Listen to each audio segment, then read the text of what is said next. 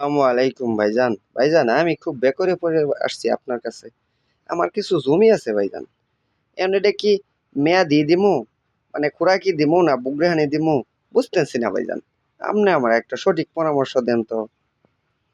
ওয়ালাইকুম আসসালাম, ওয়ালাইকুম আসসালাম। পরামর্শর জন্য আসছো? সঠিক পরামর্শ না দিলে তো আর চলবো না রে ভাই।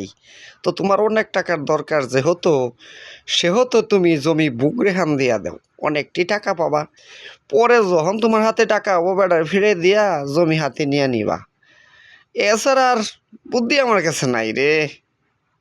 ঠিক আছে ভাইজান, আপনার কাছে আমি যে কোনো বিপদে পড়লে আসি, আপনি সঠিক পরামর্শই দেন ভাইজান। ধন্যবাদ ভাইজান, ধন্যবাদ। মাতবর সাহেব, অনেক দিন যাবৎ আপনার সাথেই থাকি, কিন্তু এই রকম ভালো যুক্তি তো কাউরে দিতে দেখি না মাতবর সাহেব। কেমন ভালো যুক্তি দিলেন?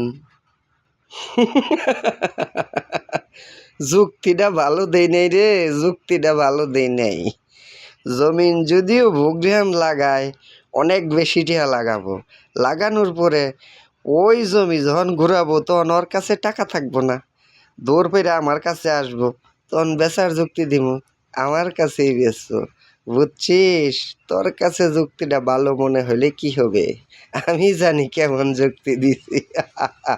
ভালো লাগলে লাইক কমেন্ট শেয়ার করেন।